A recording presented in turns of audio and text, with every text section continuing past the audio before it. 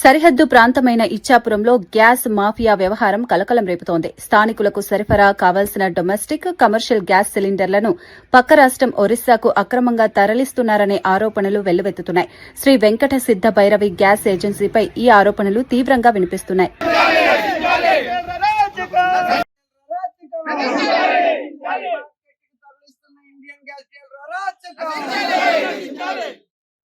No gas. No food. No gas. No food. No gas. No food. Indian gas dealer Rajikam. Indian gas dealer Rajikam. No gas. No food. No gas. No food. Indian dealer Rajikam. Indian gas dealer Rajikam. No gas. No food. No gas. No food. No gas. No food. Black market తరలిస్తున్న Indian gas dealer అరాచకం. No gas no food. No gas ఐక్యత. వదిలాలి వదిలాలి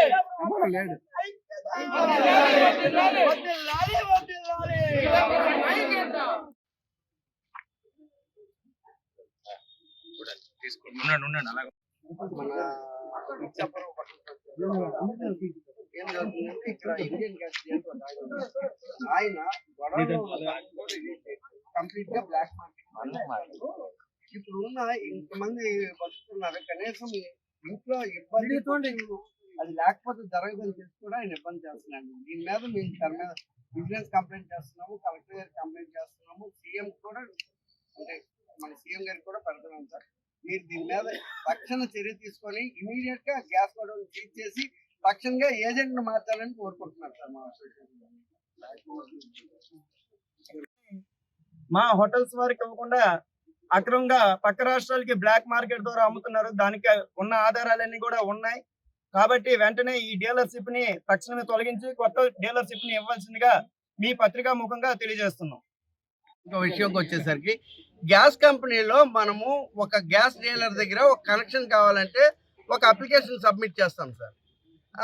application నింపేసి వాళ్ళకి ఇస్తే మనకి regular గా gas domestic అయితేనే domestic మామూలుగా హౌస్ హోల్డర్లు డొమెస్టిక్ అప్లికేషన్ నింపుతాడు, బిజినెస్ చేసేవాడు కమర్షియల్ అప్లికేషన్ నింపుతాం.